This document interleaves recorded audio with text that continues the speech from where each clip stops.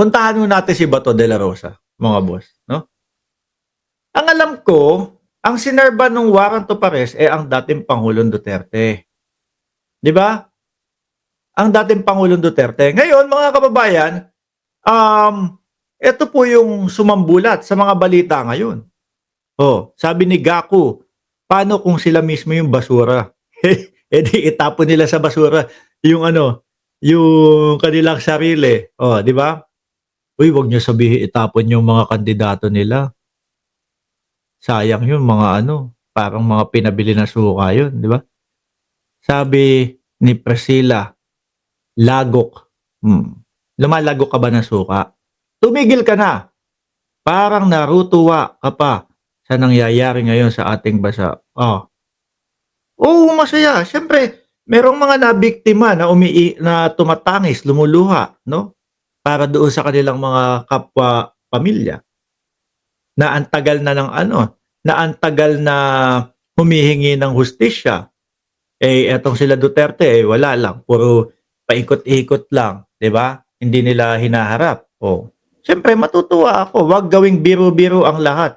Ikaw kasi kumikita ka sa naku, kasalanan ko pa. Pati yung pati naman mga ano naman 'yan, mga politiko naman 'yan, Oh, handa sila na mapuna.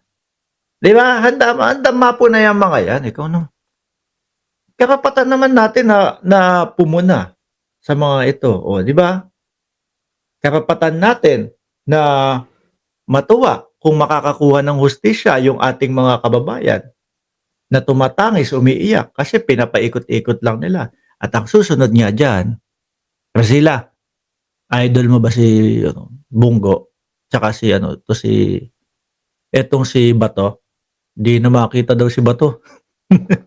Sabi ni Bato de la Rosa, no, "Hindi ako natatakot, bring it on." Ayan, minsan na din po nating narinig 'yan mga kababayan, yung nagagalit ho si Bato, si Tobats.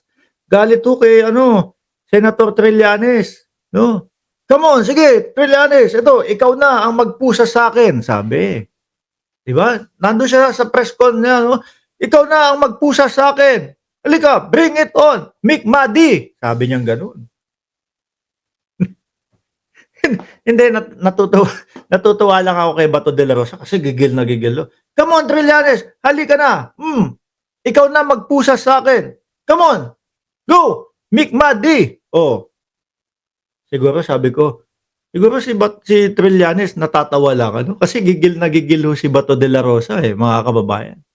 Ngayon nabanggit ho ulit ni Bato de la Rosa 'to, "Hindi ako natatakot, bring it on." Kasi nung nakita niya na ho, ang dating pangulo na inaaresto. So siyempre, iniisip niya na din ho mga kababayan, na siya ang susunod. Pero wait lang, tanggalin ko lang muna saglit 'to, ha. Tanggalin ko lang muna, ipalit ko muna 'to. Hindi, papalit ko lang 'to, nakita ko lang, No, siguro nung nakita na ni Bato de la Rosa na inaaresto yung pangulo at siya na yung susunod, mukhang napagod ho. No, eto po yung huling litrato na nakita yata si Bato de la Rosa, mga kababayan. Ayan ho, no? Mukhang pagod na pagod. Sige, kasama ba siya?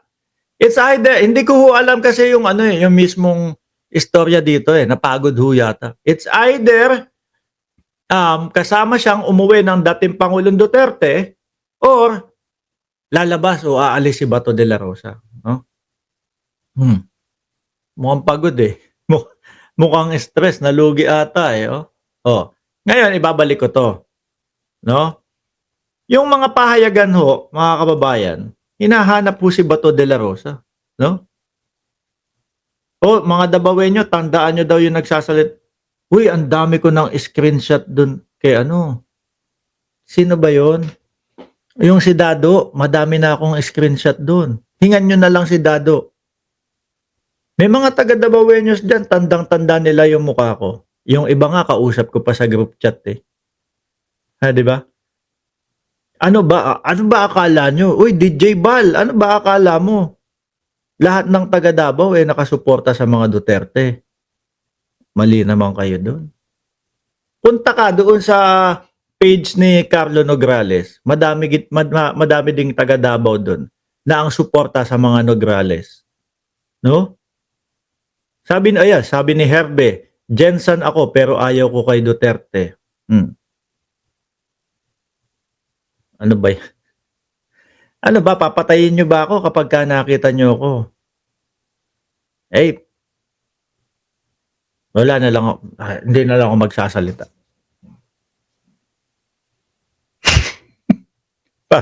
Para hindi niyo tandaan yung mukha ko. Oh, 'di ba? Mga Dabaweños tinatawag kayo, baka sabihin pa nung mga Dabaweños baka ikaw ang kutusan namin, eh. 'Di ba? Oh, tingnan mo sabi ni Nelson, batalyones, tapos na ang political career ng Duterte. Oh, tingnan mo, oh. Ngayon, baka sabihin niyo nagsisinungaling ako, eh. Ayan, oo, hinahanap si Bato de la Rosa ng mga pahayagan, oh.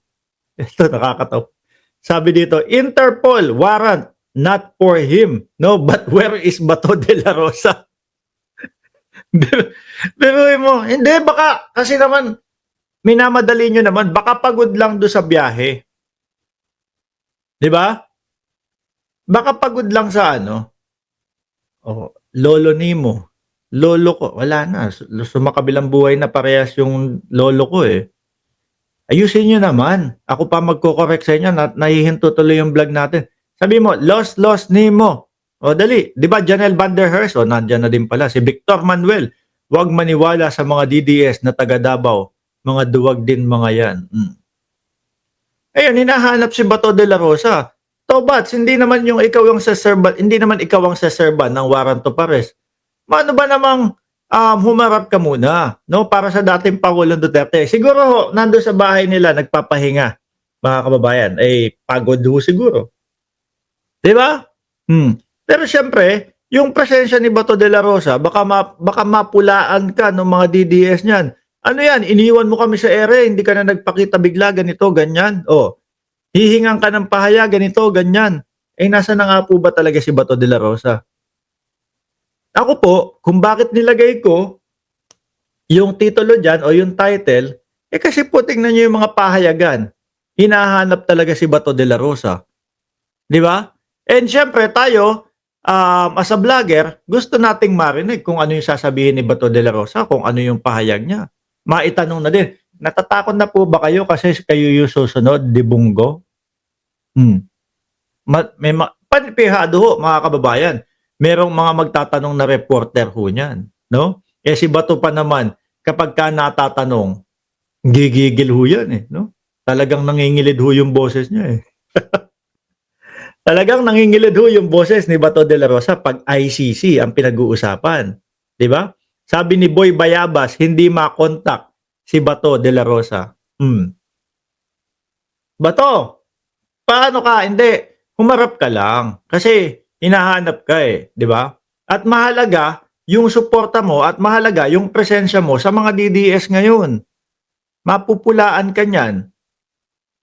Mapupulaan ka kasi, ganito pala si Bato de la Rosa kapagka yung nasa kalagitnaan na o hinuhuli na si dating Pangulong Duterte, bigla na lang naglalaho. Ako naniniwala ho ako baka tulog lang ho 'yan, baka pagod, mga bossing. Oh, 'di ba? Baka pagod lang. Nagpatay na ng sipi si Bato sa okey, okey lang 'yan, Bato. Kasi ang sabi, kumbaga yung mga naririnig-rinig ko, mahaba pa naman daw yung araw nung sa inyo, eh, 'no? Bilang, second batch sila Bato de la Rosa, mga bossing, eh, kumbaga susunod pa, matagal pa, 'no, mga 1 linggo daw ho. Pagkatapos hindi, mga boss, kasi ho, mga kababayan, 'di na-realize nila, 'no, madali palang i-serve yung warrant of arrest kasi, yung PNP, eh, sumusunod, 'no? Yung, padaanin sa Interpol, makiusap sa Interpol kasi konektado ang Pilipinas sa Interpol, susunod yung PNP aarestuhin, madali pala. So ngayon mga bossing, eh, bakit pa natin pagtatagalin? Oh, kung puwede na yung second batch and third batch, oh, 'di ba? Madali naman pala. Eh, yari, 'no? Yun ang ano, yun ang yari ho, mga kababayan.